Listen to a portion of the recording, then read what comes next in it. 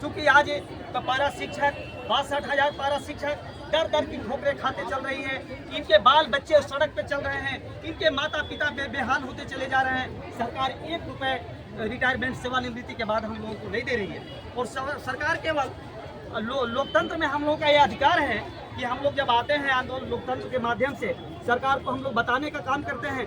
चौथे स्तंभ के रूप में आप हमारे मीडिया प्रभारी हैं, आप लोगों के माध्यम से हम सरकार को बताने का काम करते हैं तो सरकार अपनी रोना रोने लगती है। सरकार कहती है मित्रों कि जो है हमारे पास वित्तीय नहीं है। तो मैं इन सरकार से पूछना चाहता हूं मित्रों कि इनके पारा शिक्षक के लिए जिन्होंने 22 वर्षों से 24 वर्षों से शिक्षा का अलग वहां जगाने का काम किया है, जिन्होंने सदियों से ताला बंद रहा करता था वहां खोलने का काम किया है। और मित्रों आज जब हम लोग मांग मांगते हैं तो ये रोना रोती है। सरकार ये भी कहती है कि हमारे पास वित्त नहीं है।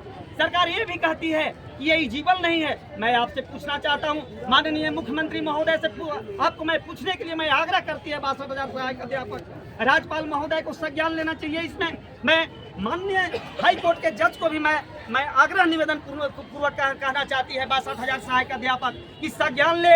आज इसी जगह हमारे सरकारी शिक्षक पढ़ाते हैं, 9 से 3 बजे तक वो भी सेवा देते हैं। आज हम भी सेवा देते हैं। आज हम सेवा देते हैं। हमारी सड़क दुर्घटना में अकस्मात निधन होती है, हमें सरकार सामाजिक सुरक्षा भी पेंशन लागू नहीं करती है, सामाजिक सुरक्षा नहीं देती है, कोई कंपनसेशन नहीं देती है। एक मैं बता दूं आपको मीडिया के माध्यम से कि एक साधारण व्यक्ति अगर कैजुअलिटी होता है सड़क पे, उसके लिए सड़क जाम होता है और उसको संबंधित पदाधिकारी वीडियो हो, सीओ हो, एसडीएम हो, डीसी हो, उसके संबंधित पदाधिकारी आकर उसे आश्वासन देते हैं तुम्हें 10 लाख मैं दूंगा, आपके आश्रित को 10 लाख दिया जाएगा, 100 उठाने दीजिए। ये भी हालात हमारे साथ नहीं है।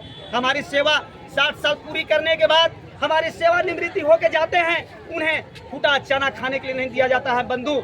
और इसी जगह सरकारी शिक्षक जब सेवानिवृत्त होते हैं उसी सरकारी स्कूल में पढ़ाते हैं, हम भी वो भी पढ़ाते हैं, वो सेवानिवृत्ति होके जाते हैं तो उन्हें जो है 75 लाख से 80 लाख, 70 लाख से 65 लाख उन्हें दिया जाता है। उसके एवज में जो है उन्हें पेंशन भी दिया जाता है 45,000, 50,000, 58,000, 48,000, जो उनका जो एलिजिबल है वो उनको लागू किया जाता है, दिया जाता है। और इसके बाद जो है उन्हें हम लोगों को बिल्कुल कुछ नहीं दिया जाता है। सरकार कहती है कि आप एलिजिबल नहीं है। मैं पूछना चाहता हूं सरकार, निकम्मी सरकार से कि मैं एलिजिबल नहीं हूं तो हमें क्यों रखे हो, आपको हटा देना चाहिए। सरकार कहती है कि रोस्टर नहीं है। मैं सरकार को बताना चाहता हूं रोस्टर नहीं था तो हमें आपने लाकर क्यों बर्बाद किया। ये सारी जवाबदेही आपकी होती है। मित्रों इनके पास सारा चीज है, सारी व्यवस्था है इनके पास। हम जनगणना का काम करना होता है तो हम एलिजिबल हो जाते हैं।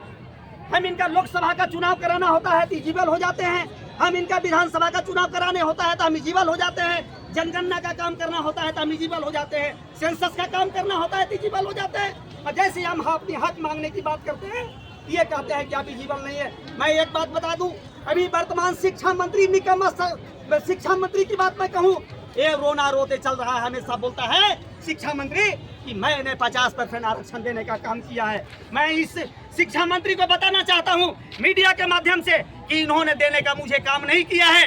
राष्ट्रपति शासन लागू हुआ था, सैयद अहमद जी राज्यपाल हुआ करते थे और यहाँ के विजय कुमार केंद्र से सलाहकार बन के आए थे। हम लोग का राजभवन के समक्ष धरना चल रहा था, इसी में उन्होंने 50% आरक्षण देने का काम किया है और ये कहते हैं कि हमारी सरकार ने देने का काम किया है। क्या आप बताइए राष्ट्रपति शासन में मिला है कि नहीं?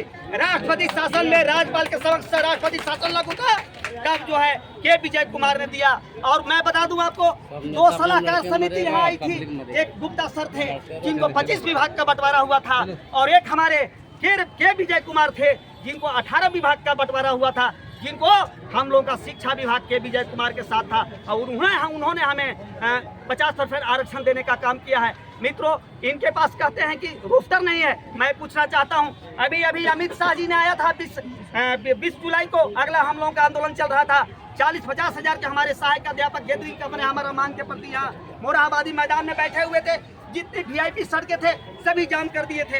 यहाँ से गए विश्व शर्मा और जो है असम में उन्होंने वेतनमान देने का काम किया। रूल नहीं है। अफसोस के साथ मैं मीडिया के माध्यम से कहना चाहता हूं कि यह निकम्मी सरकार कहती है कि दूसरे राज्य का मैं अवलोकन करूंगा। मैं अपने आप से पूछना चाहता हूं महोदय कि यहाँ जो है कौन काम करता है? यहाँ कौन नियम बनाता है? यहाँ का आईएएस सरकार को चलाता है, आईएएस सरकार को चलाता है।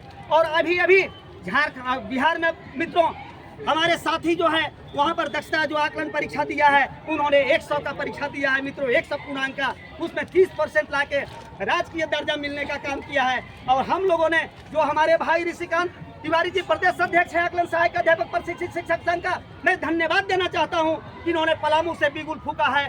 मैं इनको धन्यवाद देते हुए मैं ये बात कहना चाहता हूँ कि हम झारखंड एकेडमिक काउंसिल ने जैक ने हमको 150 पूर्णांक का परीक्षा लेने का काम किया है महोदय।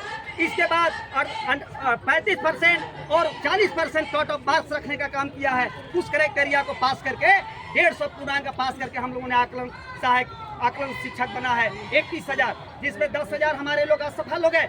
ये सरकार बोली थी कि हम साल जो है आकलन की परीक्षा लेंगे, लेकिन ये निकम्मी सरकार अभी तक जो है नोटिफिकेशन नहीं दिया। ये बहुत दुख की बात है।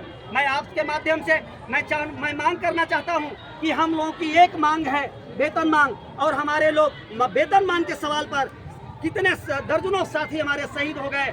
अभी हम लोग उनका कार्यक्रम भी किया है। अभी हमारे कंचन भाई थे, हमारे कैलाश पांडे जी थे, हमारे साथ मुनेश्वर सिंह जी थे, सभी लोग शहीद हो गए पुलिस की निर्मम पिटाई से। तो ये सब सवाल है हम लोगों का।